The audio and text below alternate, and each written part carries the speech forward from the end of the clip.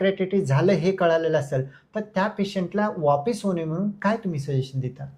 So आता हे पहिले आपण जे म्हणालो की त्याच्यात गॉल ब्लॅडर स्टोन हे पहिलं 1/3 म्हणालो.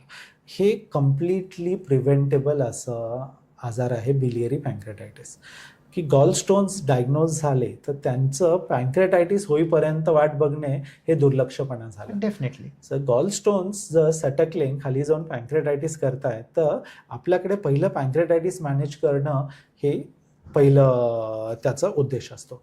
जर बाईल डक्टमध्ये पित्तनलिकेत खडे अडकलेलं असेल तर त्याचं ते अनब्लॉक करणं, ते खडे पित्तनलिकेतून काढणं ही प्रायोरिटी होऊन जाते. डेफिनेटली. कारण जोपर्यंत ते ब्लॉक तिथे राहणार तोपर्यंत पॅनक्रियाजला इरिटेशन होत राहणार. तसं आहे. त्यामुळे त्यावेळेस आपण ERCP म्हणून जी प्रोसिजर करतो की त्याने पित्तनलिकेतला खडा आणि ती ओपनिंग जी आहे पित्तनलिका जिथे उघडते ती मोठी करणे, त्याने पॅनक्रियाचं सुद्धा ज्युसेस डक्ट सगळं ड्रेनेज व्हायचं चान्सेस आपले वाढतात. हे आहे.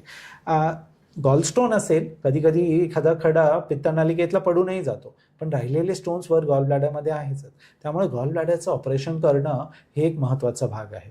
पॅनक्रियाटायटिस स्टेबल झाल्या गॉल ब्लॅडरचं ऑपरेशन करून घेणं गरजेचं आहे. कारण नाही केलं तर पुन्हा हा कचरा खाली येणार, पुन्हा पॅनक्रियाटायटिस होणार.